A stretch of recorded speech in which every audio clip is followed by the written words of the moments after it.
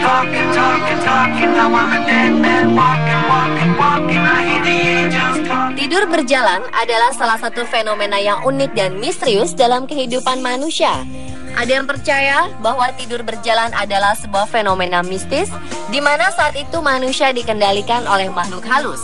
Apapun penyebabnya, kebiasaan tidur berjalan atau sleepwalking ini tak bisa dibiarkan karena ada beberapa kasus tidur berjalan yang tidak terduga atau bahkan tragis.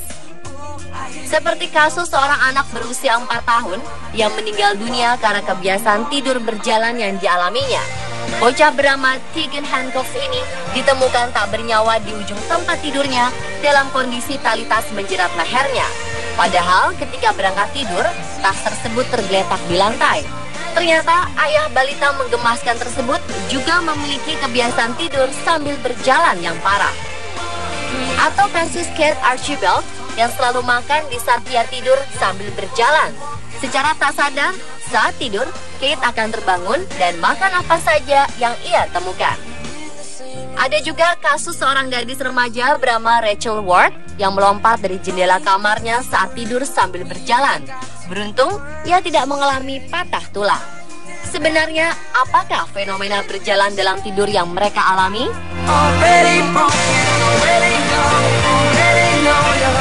Berjalan dalam tidur atau sleepwalking disebut juga dengan somnambulisme dalam istilah kedokteran. Somnus berarti tidur dan ambuler berarti berjalan. Orang yang tidur sambil berjalan biasanya matanya terbuka, namun inderanya tertutup. Hal ini berarti kondisi orang tersebut tidak sepenuhnya berada dalam buaian mimpi, tetapi ada sebagian dari jaringan ototnya ikut bekerja untuk mentransformasikan mimpi yang ia alami ke dunia nyata. Mereka mengalami sleepwalking biasanya memiliki wajah kosong dan tidak responsif. Mereka juga sulit dibangunkan dan biasanya melupakan semua yang terjadi pada saat tidur berjalan. Saat terbangun, mereka biasanya merasa kebingungan. Seseorang yang mengalami tidur berjalan dapat melakukan hal-hal seperti berdiri dan membuka mata layaknya orang yang terbangun. Ia mampu berkeliling rumah, membuka dan menutup pintu, serta mematikan dan menghidupkan lampu. Mereka juga bisa melakukan aktivitas rutin seperti berpakaian atau memasak. Bahkan yang lebih berbahaya adalah mengemudikan kendaraan. Beberapa orang juga bisa melakukan aktivitas rumit seperti melukis saat mengalami sleepwalking.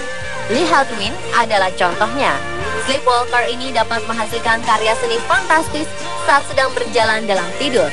Bakat melukis dalam keadaan tidur ini sudah dimiliki Lee sejak dirinya berusia 4 tahun.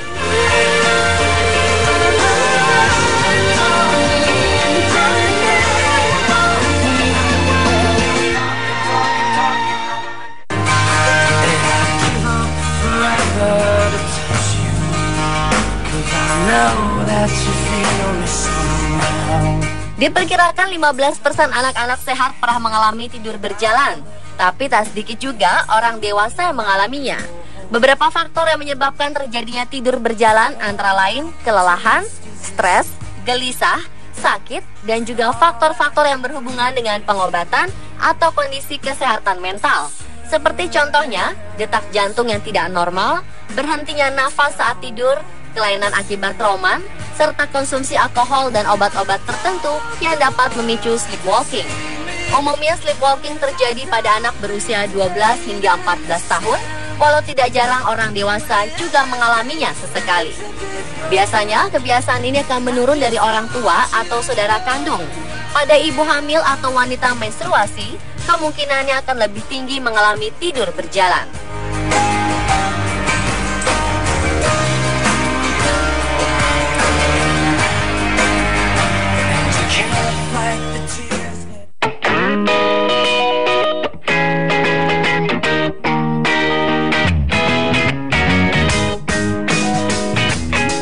Sampai saat ini para pakar dan ahli kesehatan belum benar-benar yakin apa yang sebenarnya terjadi pada saat seseorang mengalami fenomena tidur sambil berjalan.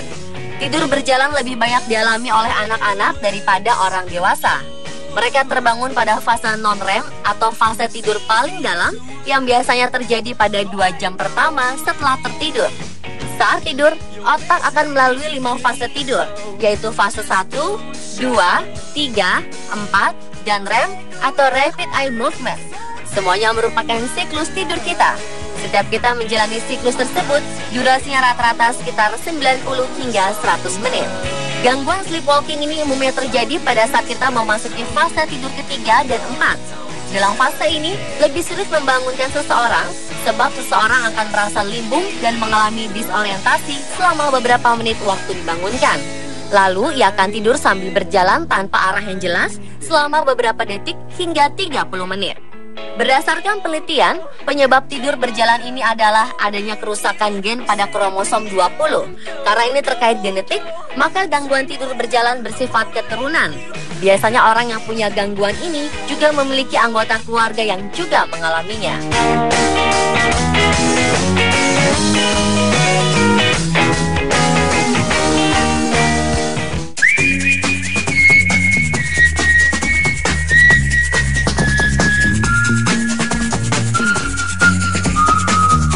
Sleepwalking sebenarnya tidak membahayakan, kecuali bila penderita melakukan aktivitas yang dapat membahayakan diri sendiri atau orang lain, seperti aktivitas di luar rumah atau memasak dengan menggunakan api.